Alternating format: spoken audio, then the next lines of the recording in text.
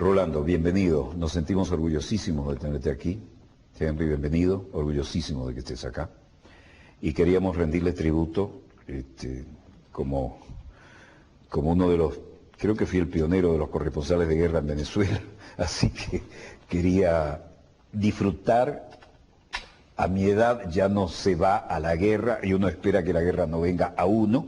Quería disfrutar de las experiencias de ustedes para transferírsela a nuestros televidentes. Cuéntanos. No, primero, Walter, agradecerle esta posibilidad. Nosotros nos sentimos también muy honrados cuando estábamos en esos momentos tan difíciles y recibíamos mensajes de que este programa nos mencionaba, transmitía buena parte de nuestras historias y también los mensajes que recibí directamente de usted y de Dossier por las redes sociales. Perdona que te interrumpa, sí. Pero creo que te mandé uno cuando me dio la impresión por los datos que manejamos que se iba a poner fea la cosa en Trípoli. Y creo que te dije, Rolando, si estás en Trípoli, cuidado, abre el paraguas, ¿no? Abre el paraguas, sí, lo recibí.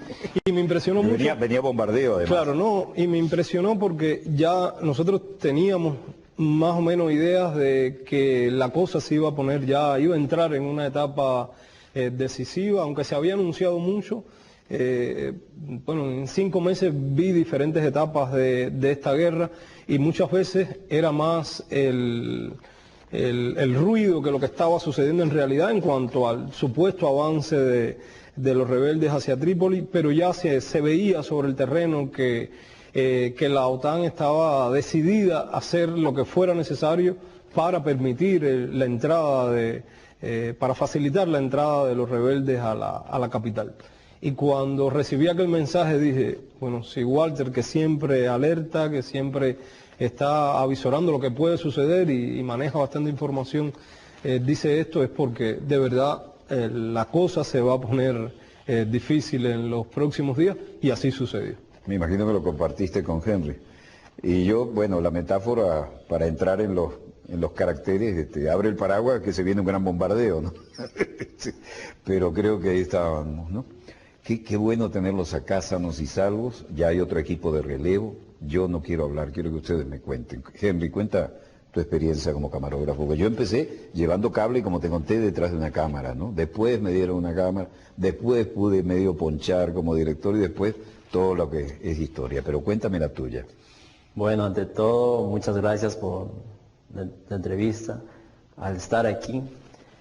Bueno, fue una experiencia muy dura, ya que vivimos distintas etapas, porque al momento que personalmente yo había llegado,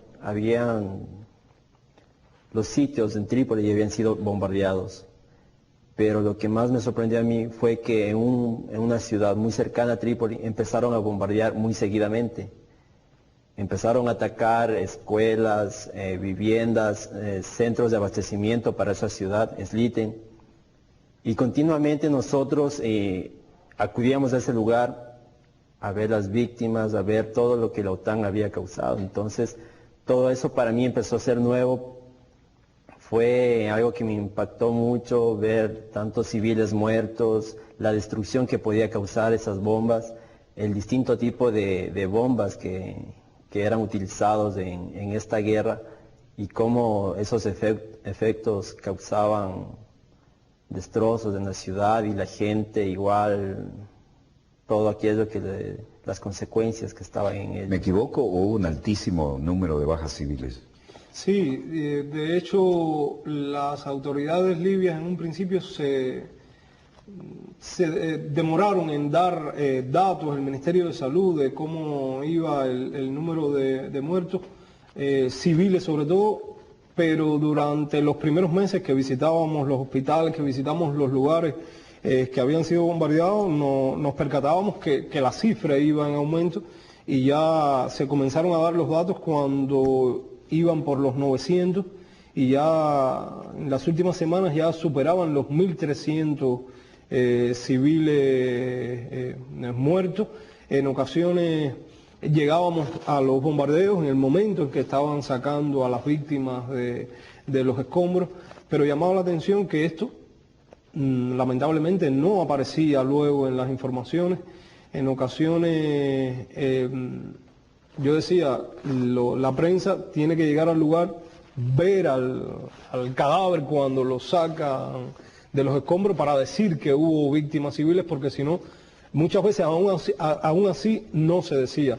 Yo recuerdo en una ocasión en pleno Trípoli que se bombardean un edificio civil, fue uno de los pocos que la OTAN reconoce que había bombardeado y que por un error, un desvío que era a una base militar, una supuesta base militar en el aeropuerto de Trípoli, que se había desviado 1 kilómetro y había caído en ese edificio. Llegamos en la noche cuando todavía estaban sacando los cadáveres de entre los escombros, y al otro día en los principales periódicos donde vi la noticia no aparecía la foto del edificio que había sido bombardeado, sino del edificio de enfrente, que también estaba afectado, pero era la onda expansiva, no donde había caído el misil. Se veían muros derribados, pero no se veía la tragedia que se había vivido en el lugar que fue impactado por aquel bombardeo, donde murieron unas 7 personas en ese lugar.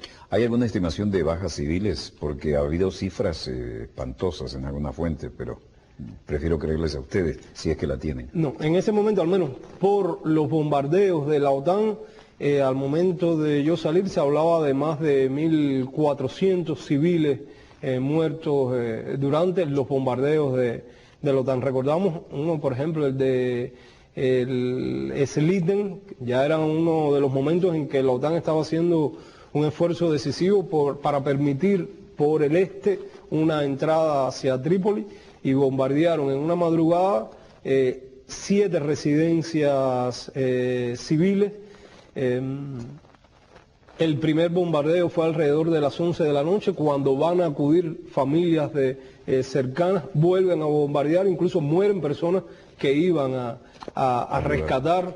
Al otro día llegamos temprano en la mañana y llegamos a la morgue y pudimos contar 39 cadáveres. Las autoridades libias habían dicho que eran 85. Entonces la noticia no era la tragedia de esa cantidad de muertes, sino si eran 85 o 39, como si 39 ya no fueran suficientes pérdidas humanas, entre ellos varios niños, entre ellos mujeres también. ¿Era tu primer frente de guerra? Sí, primera vez que... Para ambos entonces. Sí, sí, bueno, no fue poca cosa este bautismo como corresponsales de guerra, ¿no? Y no poca cosa el largo lapso que estuvieron allí a pie de cañón, ¿no? Sí. ¿Cómo fue decayendo la calidad de vida de ustedes? No, en un principio en particular, nosotros durante los primeros meses la alimentación estuvo bien, en el caso particular de nosotros como periodistas, pero la situación ya del pueblo libio sí se iba deteriorando considerablemente.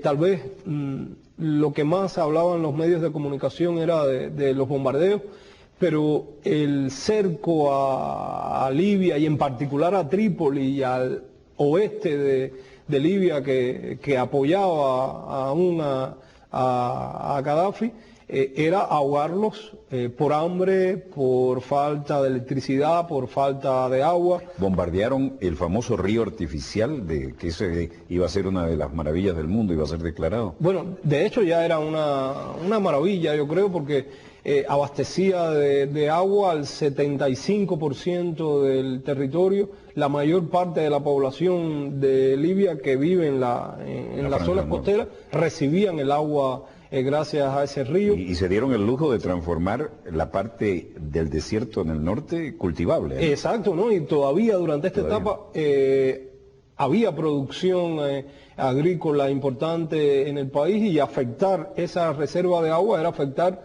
no solo el consumo diario de la población, sino también la propia agricultura, el ganado también, la alimentación de ese ganado. Pero no solo el agua, se bombardearon las líneas de transmisión de alta tensión, que en los últimos días afectó considerablemente la electricidad en Trípoli. De la obsesión que yo tenía, por ejemplo, cuando estábamos metidos en el Sáhara, ¿cómo cargabas batería? te racionaban la electricidad en las últimas veces. Aprovechando las pocas horas que teníamos en el Rixos de electricidad.